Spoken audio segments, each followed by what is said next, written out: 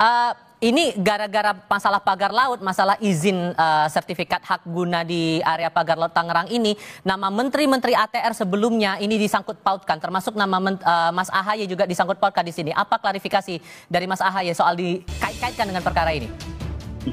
Gini Mas, kalau Mas AHY kan jelas ya, sudah bolak-balik komunikasi dan koordinasi terus dengan Pak Nusron Wahid, karena bagaimanapun kan urusan HGB ini kan ranahnya Kementerian ATR BPN, sedangkan Pak AHY sendiri merupakan Menko Infrastruktur dan Pembangunan Kewilayahan yang di bawahnya ada Kementerian ATR dan BPN gitu.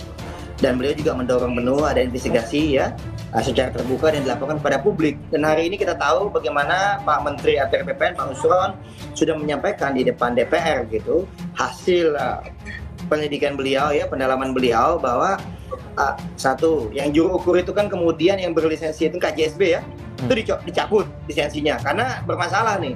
Jadi kalau tadi saya dengar ya dari Bang Bonyamin Saiman itu bahwa kok bisa itu kan ada sertifikat segala apa ya, ini tadi salah satunya yang tadi juru ukurnya sudah jelas-jelas lisensinya dicopot ya, dicabut.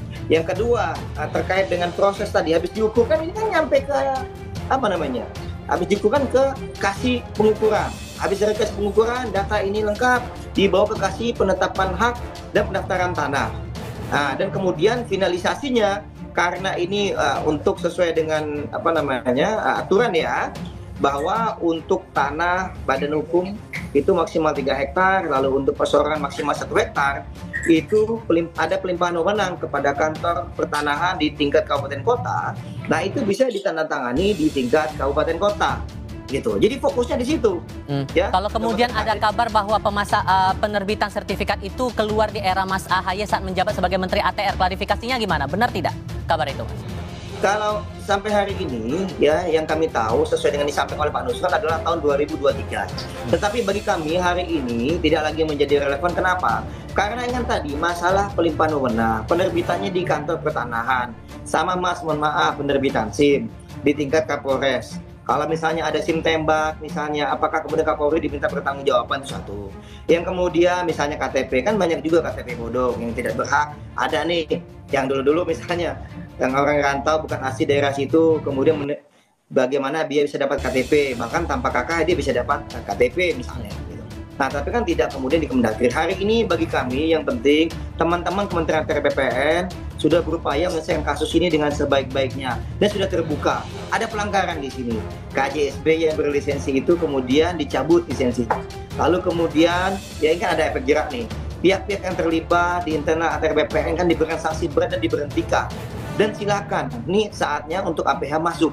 Kan begitu, karena ranahnya bukan lagi kalau misalnya ini ada indikasi pidana misalnya. Bahwa katakanlah misalnya ini ada pihak-pihak lain yang terlibat. Nah ini APH. Jadi perlu KPK, Kejaksaan ini perlu diturunkan untuk perkara ini ya? Ya silakan, karena ini ada ranahnya APH gitu Mas ya. Nah kemudian kan juga mesti kita telusuri tadi, ini kan pada saat menerbitkan ya, apakah ada yang namanya mohon maaf RT/RW? Apakah dokumen RT/RW itu ada nggak? Oh ternyata ada. Dan ternyata bilang bahwa di situ daerahnya ini, pada kenyataannya bukan misalnya. Itu kan berarti ada yang pihak lain juga yang terlibat. Lalu ada PKKPR, ya kan? Apakah ada nih dokumen PKKPR-nya yang menyatakan bahwa di situ boleh pengeluaran HGB? Nah, yang mengeluarkan dari Pemda Mas kita, ya kan? Mesti ditelusuri juga. Oh ternyata tidak ada. Kalau tidak ada, berarti kan yang terlibat siapa? Oh berarti dari pihak BPN-nya ini gitu. Tapi kalau ada, nah.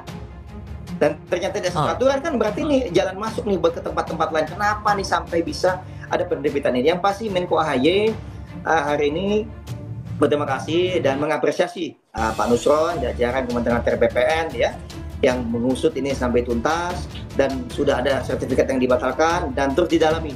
Apakah ada sertifikat-sertifikat lain yang bermasalah? Kami berterima kasih juga nih teman-teman Kompas, media, Bang Bonyamin Saiman ya, dan juga jajaran yang lain. Silakan teman-teman kita pantau terus perkembangan kasus ini.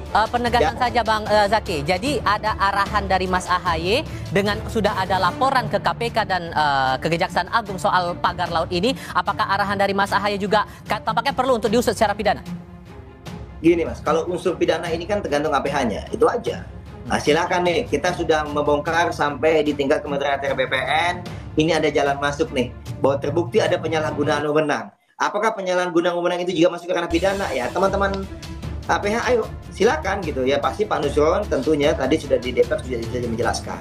Nah silakan nih, ini udah ranahnya teman-teman ATM. Kan tentu nggak mungkin Mas, kami kan Kemenko Infra dan kewilayahan, bukan Kemenko Hukum Mas. Oke. Ya kan, masa kami yang memfollow up ini. Tapi pasti kita dukung terus dan kita membackup penuh. Oke. Ya, backup penuh. Teman-teman APA kan bisa melihat kalau misalnya tadi, misalnya ini contoh nih, ada nelayan-nelayan yang merasa namanya dicatut. Nah ini kan berarti kan ada masuk juga nih pasal yang lain ini gitu, ya kan? Yang karena pidana mungkin. Nah ini Mas Boyamin, oke, Mas Boyamin, sorry saya potong di situ. Mas Boyamin begini, ada ide juga begitu dari mantan penyidik KPK bahwa pengusutan kasus ini tidak bisa dilibatkan KPK ataupun kejaksaan, harus barengan juga dengan kepolisian. Menurut Anda itu tiba tepat penyidikan bersama itu?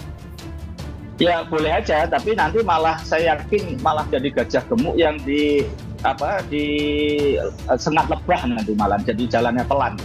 Jadi ini nanti saya dorong memang Kejaksaan Agung KPK segera penyidikan mana yang duluan, ya itu yang duluan menangani, karena memang sekarang Undang-Undang KPK itu selain ada supervisi adalah sinergi dan ada MOU, siapapun yang penyidikan lebih duluan ya itulah yang menjadi leading sector. Dan Kejaksaan Agung sudah menerbitkan surat perintah penyelidikan, meskipun itu belum diakui, tapi saya meyakininya. Maka saya dorong dan saya beri bukti yang lebih banyak daripada KPK. Karena saya berharap Kejaksaan Agung kadang-kadang dulu pengalaman minyak goreng langka mahal, saya berikan 1 bulan sudah penyidikan. Sementara KPK baru melihat itu sebagai undang-undang penyelundupan, gitu. Bukan undang-undang korupsi. Atau dulu Jiwasraya Sabri, saya pelapornya juga, itu KPK waktu itu berdebat hanya soal pasar modal misalnya, atau sekedar pencatatan. Jadi ini mudah-mudahan kalau Kejaksaan Agung ini mau turun tangan, ya bisa lebih cepat, karena ilmunya itu di pasal 9 tadi yang sekedar sebenarnya pejabat yang memasuk buku-buku register pengawasan itu sudah jelas masuk di situ. Kalau terakhir Kejaksaan Agung bilangnya gini Mas Boyamin, mereka akan melakukan penyelidikan sambil menunggu proses internal dilakukan juga oleh Kementerian KKP. Menurut Anda nunggu KKP dulu beres menyelidiki internal atau bisa berbarengan? Enggak, saya yakin itu hanya bahasa bahasa sopan santun aja. Karena setahu saya dulu Kejaksaan Agung beberapa pengalaman juga begitu gitu, tapi langsung gaspol gitu. Mudah-mudahan seperti itu lagi gitu.